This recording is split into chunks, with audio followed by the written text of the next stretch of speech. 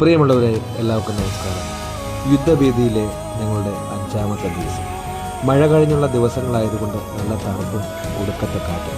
ജാക്കറ്റൊന്നുമില്ലാതെയാണ് ഞങ്ങൾ പുറത്തേക്ക് പോയത്.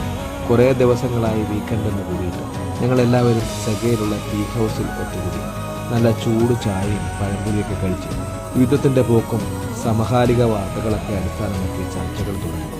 തണുപ്പിനെയും കാറ്റിനെയൊക്കെ മതിമറന്ന് ആ ചർച്ചകൾ മണിക്കൂറുകൾ നീണ്ടു. ചായയൊക്കെ കുടിച്ചതിന് ശേഷം ഞങ്ങൾ ഭക്ഷണം കഴിക്കുവാൻ തീരുമാനിച്ചു. ഏതെങ്കിലും വെറൈറ്റി ഫുഡ് കിട്ടുന്ന സ്ഥലങ്ങളിലേക്കോ അല്ലെങ്കിൽ ഇതുവരെ കയറാത്ത ഏതെങ്കിലും ഹോട്ടലിലേക്കോ പോകാനാണ് തീരുമാനിച്ചത്. അങ്ങനെയാണ് ഹൂറയിലുള്ള ദാറൽ യമൻ റെസ്റ്റോറൻറ്റിലേക്ക് പോയത്. റീഫൽ യമൻ റെസ്റ്റോറൻറ്റിനോട് ചേർന്ന് തന്നെയാണ് ദാറൽ യമൻ റെസ്റ്റോറൻറ്റും സ്ഥിതി ചെയ്യുന്നത്. ആദ്യമായിട്ടാണ് ഞങ്ങൾ അങ്ങോട്ട് പോകുന്നത്.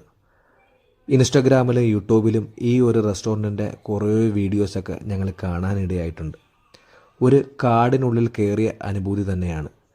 യോധയിൽ ജഗതി പറയുന്നത് പോലെ ഈ കാടിനുള്ളിൽ മൊത്തം ഫോറസ്റ്റ് ആണല്ലോ. ആനയും മാനും കുതിരയും കുരങ്ങും സിംഹവും പുലിയൊക്കെ ഉണ്ട്. വന്യമൃഗങ്ങളെയൊക്കെ കണ്ട് ഒരു അടിപൊളി ഷാപ്പാട്. 2 നിലകളിലായിട്ടാണ് ഈ ഒരു റെസ്റ്റോറൻറ്റ് സ്ഥിതി ചെയ്യുന്നത്. വലിയ തിരക്കുകളൊന്നും അവിടെ കാണുവാൻ കഴിഞ്ഞില്ല. ഞങ്ങൾ മുകളിലത്തെ നിലയിൽ പോയി. അവിടെ ലൈറ്റോ വെളിച്ചമോ ഒന്നുമില്ല. ആൾക്കാരും അവിടെ ഇരിക്കുന്നില്ല. അങ്ങനെയാണ് താഴത്തെ മജ്‌ലിസിൽ ഞങ്ങൾ ഇരിപ്പുറപ്പിച്ചത്. മട്ടൻ മന്തിയും ചിക്കൻ മദ്ഹൂതുമാണ് ഓർഡർ ചെയ്തത്. ആദ്യം തന്നെ കോംപ്ലിമെൻ്ററി ആയിട്ടുള്ള മട്ടൺ സൂപ്പ് കുടിച്ചുകൊണ്ട് തന്നെയാണ് ഞങ്ങൾ തുടങ്ങിയത്.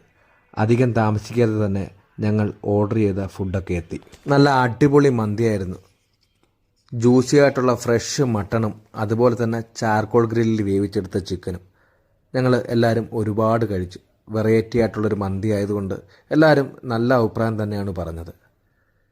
ഫുഡൊക്കെ കഴിച്ചതിന് ശേഷം വീണ്ടും ഞങ്ങൾ 1 മണിക്കൂറോളം യുദ്ധത്തിനെക്കുറിച്ച് ചർച്ചകളൊക്കെ ചെയ്ത് അവിടെ തന്നെ ഇരുന്നു. 11:30 മണിയായിട്ടാണ് ഞങ്ങൾ അവിടെ നിന്ന് ഇറങ്ങിയത്.